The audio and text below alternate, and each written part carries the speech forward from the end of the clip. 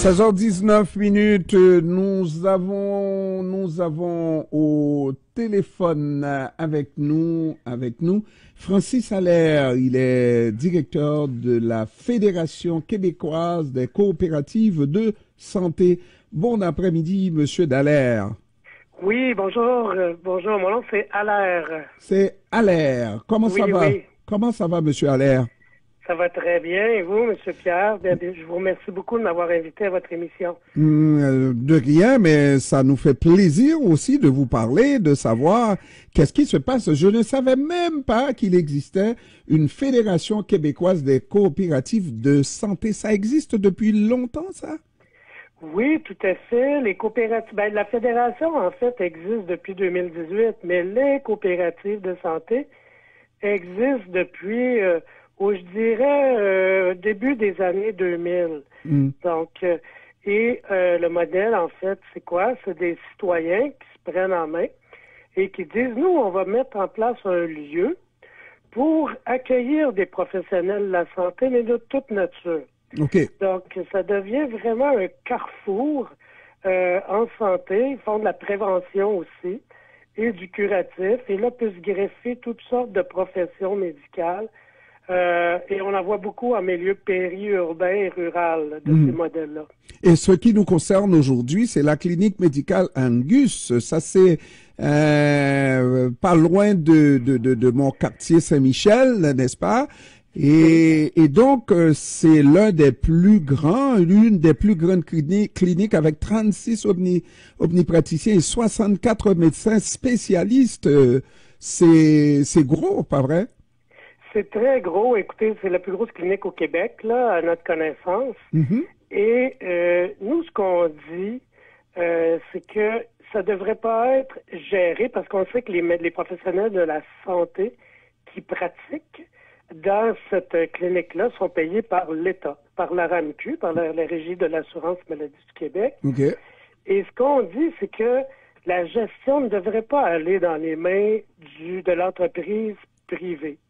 On croit que c'est soit un modèle coopératif, puis vous savez, des coopératives de santé, c'est des coopératives de solidarité. Et qu'est-ce que ça fait? C'est qu'il n'y a pas d'argent qui est mis dans les poches à personne, là. Par la suite, que ça aille bien ou mal. Là. En fait, lorsque ça va bien, s'il y a des trop perçus, des revenus supplémentaires, ils sont réinjectés, soit dans la coopérative elle-même ou dans la communauté environnante. Donc, si je comprends bien, Monsieur Allaire, c'est que la clinique est tannée de s'auto-gérer. Et vous voudriez faire en sorte qu'elle soit gérée par un organisme, un OBNL, comme on dit, n'est-ce pas, et appartenant à la communauté. Et pour cela, il faudrait transformer la vocation, changer la vocation de la clinique. Absolument, oui. En fait, il y a plusieurs étapes. Hein. Il faut voir est-ce que tout est là qui est propriétaire, dans le fond, de cette clinique, de la gestion de la clinique, là? Est-ce qu'il serait prêt à travailler avec nous pour qu'on puisse faire des propositions pour l'acquérir? Donc, ça c'est la première chose. OK.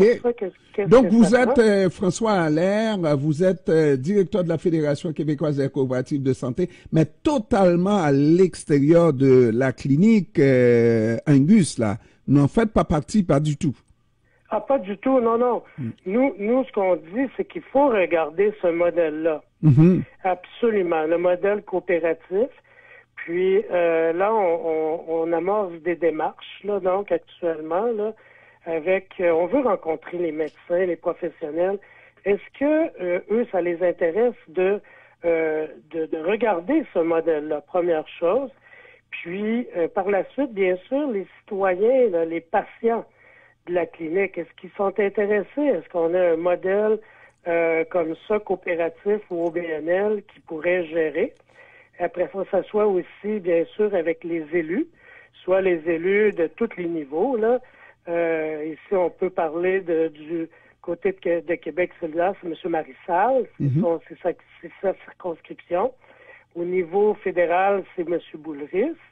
Donc, et là, ce qu'on veut voir, est-ce qu'il y a une volonté même de la Ville de Montréal de collaborer avec nous pour en faire, dans le fond, une clinique qui serait gérée par une organisation à but non lucratif. Alors, donc, l'autre chose, parce que s'il n'y avait pas une offre de vente qui était mise sur la clinique, vous n'auriez pas pu faire cette proposition-là, n'est-ce pas? Il y a en effet une offre de vente. On offre de vendre, les dirigeants de la clinique offrent de vendre probablement au privé cette clinique, et puis vous dites il serait mieux de voir une autre forme de gestion qui serait une gestion locale, une gestion coopérative, et ça resterait toujours comme un bien appartenant à la communauté. Absolument, vous comprenez très bien le concept, et c'est ça qu'on veut voir là avec les dirigeants là, de Tutelo. S'ils sont intéressés, est-ce qu'on regarde ça avec eux? Bien évidemment, là, on ne sait pas, nous, s'il y a déjà des offres qui ont été faites par d'autres entreprises, mais ce qu'on souhaiterait, c'est vraiment les rencontrer, là, puis ça va se faire prochainement pour discuter, eux, s'ils sont intéressés. Au moment où on se parle, là, qui est le véritable propriétaire de la clinique médicale Angus? C'est la compagnie Tutelo. Tutelo. Tutelo. Oui. Alors, mais probablement Tutelo va vouloir pas couper les coins ronds pour vous là, mais va vouloir avoir beaucoup d'argent et du bacon sur la table là, pour se départir de cette plus grande clinique médicale au Québec. Oui, mais peut-être qu'ils vont être à l'écoute aussi dans un esprit là de collaboration, de coopération. Tout reste à voir. Tout est sur la table actuellement. Mmh. Et tout est sur la table, mais vous ne savez pas s'il y a des offres qui sont faites au moment où on se parle. J'ai aucune idée. Bon. Non.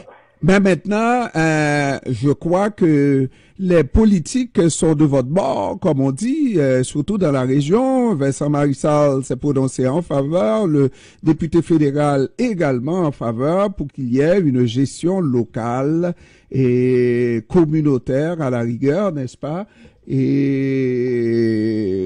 de cette clinique, n'est-ce pas? Absolument, absolument. On a des appuis politiques. Maintenant, nous, on trouve ça très intéressant, ces appuis-là. Mais par la suite, là, il y a beaucoup de démarches à faire. Puis, est-ce que le modèle d'affaires aussi est viable? Donc, c'est toutes des études qu'on devrait faire incessamment s'il y a une réelle volonté de la part des médecins, en tout cas, tout d'abord, de voir le modèle coopératif. Alors donc, c'est un modèle comme les nouvelles cliniques privées qu'on voit, où ce sont les médecins qui sont propriétaires de la clinique Angus. Non, c'est pas le modèle coopératif, c'est vraiment non. Actuellement là. Oui, c'est ça. Oui. Puis on ne sait pas quel est le désir dans le fond des professionnels de la santé. Là. Est-ce qu'ils veulent avoir, oui, c'est ça comme vous dites, est-ce que ce serait une autre entreprise privée? Nous, on prêche un peu plus pour que ce soit vraiment, que ce soit un bien collectif et non pas un bien privé. C'est notre philosophie. Bien collectif ou bien privé, il faut mettre l'argent sur la table parce que ils ont un investissement là. Moi-même, je serais là. Je voudrais au moins aller chercher mon argent et tous les autres qui sont propriétaires de cette clinique-là, n'est-ce pas? Où est-ce que vous pensez trouver l'argent si jamais, hein? Parce que je pense que peu importe le modèle que vous proposez, si l'argent est là, ils vont l'accepter, hein?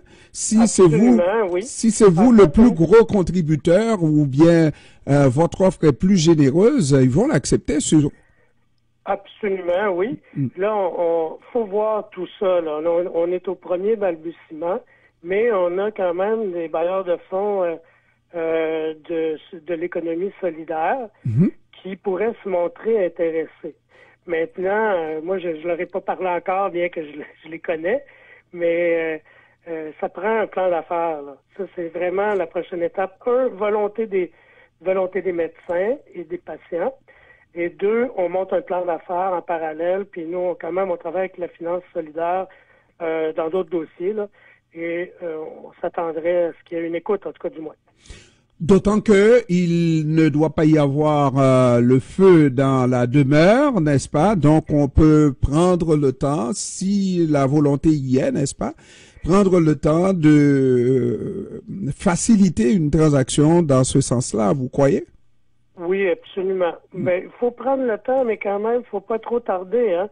Parce que moi, je me mets à la place aussi des dirigeants là, de Tutelo. Ils doivent vouloir vendre là aussi, puis passer à autre chose.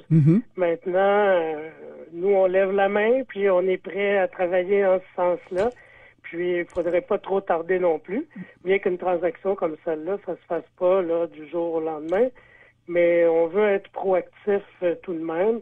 Et c'est là l'objet aussi de la lettre ouverte qu'on a publiée pour justement lever la main puis dire, écoutez, s'il y a des gens qui sont intéressés, nous, on est là, puis on peut vous accompagner, puis on peut être les leaders dans ça.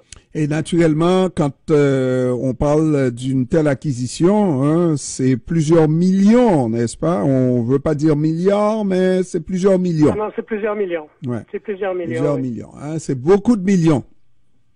Oui, mais c'est pas impossible. Vous savez, moi, je crois, là, je crois pas que c'est utopique. Je crois que ça peut se faire. Ça peut se faire. Un beau projet comme ça, oui, l'argent, disons, les nerfs de la guerre, oui, c'est vrai, mais ça vient en deuxième, après avoir présenté un bon plan, n'est-ce pas? Je pense que toutes les institutions financières seraient prêtes à vous financer, mais vous parlez aussi d'économie sociale, donc non, je n'ai pas de problème à l'essentiel. Vous commencez déjà à manquer de temps parce que les gens voient toujours une bonne occasion et l'argent pour prendre cette bonne occasion-là, il est partout, hein, dans toutes les banques pour les gens qui veulent faire des affaires. Absolument. Puis peut-être que même vos auditeurs seraient intéressés à participer, hein, parce que vous savez, le modèle coopératif, c'est un membre, un vote. Donc, on ne sait pas, peut-être qu'il y a même de vos auditeurs ou des citoyens. On ne sait jamais. On ne sait jamais qui seraient intéressés à contribuer puis à participer justement à en faire un outil collectif. Alors, s'ils veulent, ils peuvent appeler la Fédération québécoise des coopératives de santé.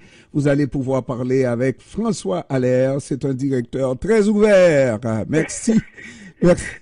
Je vous remercie beaucoup. Merci, monsieur Allaire. Bonne journée. Merci. Au revoir. Au revoir.